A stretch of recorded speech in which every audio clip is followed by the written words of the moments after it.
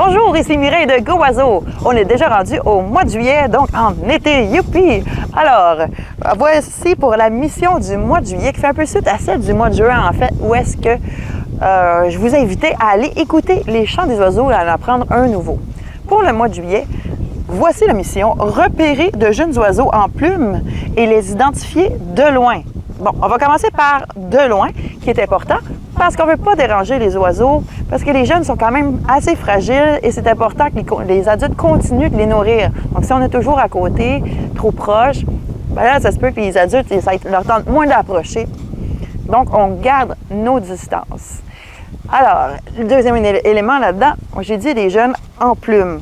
Il y a des jeunes qui sont en duvet, c'est-à-dire des oiseaux qui vont être nidifuges, c'est-à-dire qui sortent rapidement du nid, qui fuient le nid. Nidifuges, fuient le nid. Alors, eux autres, ça va être un peu comme les poules, là. Finalement, ils naissent avec des plumes, des petits poussins.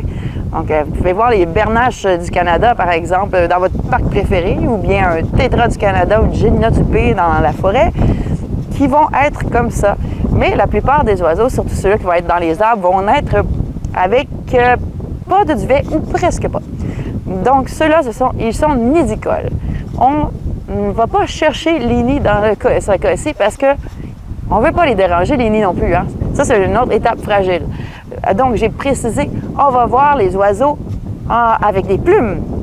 Donc, pour trouver les oiseaux avec des plumes, d'abord, il faut écouter, comme pour les oiseaux adultes. On va repérer les oiseaux en écoutant. Donc, on va avoir toutes sortes de petits cris.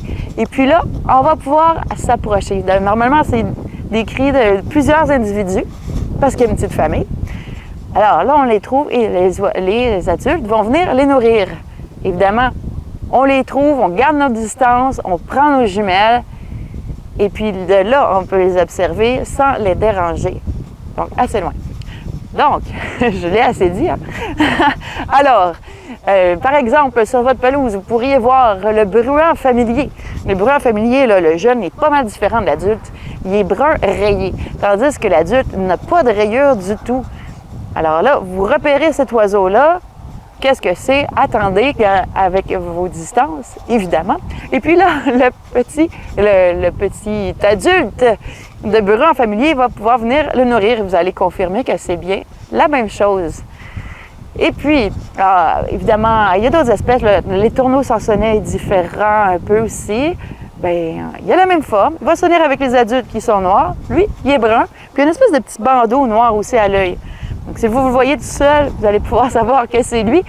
Mais, comme d'habitude, prenez vos distances, attendez qu'un adulte vienne. Et puis, vous allez pouvoir l'associer à l'adulte. Dans les arbres, bon, on entend des petits cris.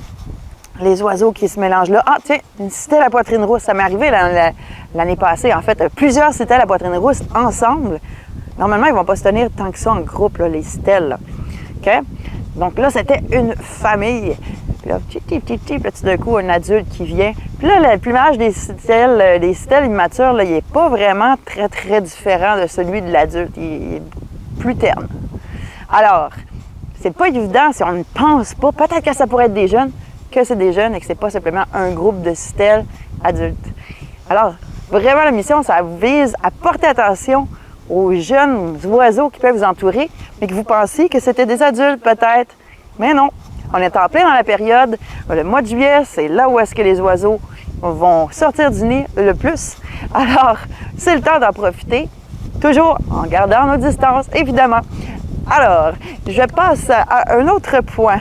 Ici, j'ai un joli chandail que vous avez dû remarquer avec un Harfang des Neiges, écrit ici Harfang des Neiges, emblème du Québec. Et le logo de Go Oiseau ici, c'est un des nouveaux designs de t-shirt que Go Oiseau va vous offrir très bientôt. Donc, c'est en développement, ça s'en vient. Celui-là, je l'ai fait en l'honneur de la Saint-Jean-Baptiste. Il est bleu avec l'emblème du Québec. Bon, on ne pouvait pas demander mieux. Mais on peut le porter à l'année, évidemment. Alors, voilà pour ça, les t-shirts qui s'en viennent. Et puis, je vous souhaite une excellente mission de juillet où vous allez rechercher les petits oiseaux, les jeunes petits oiseaux.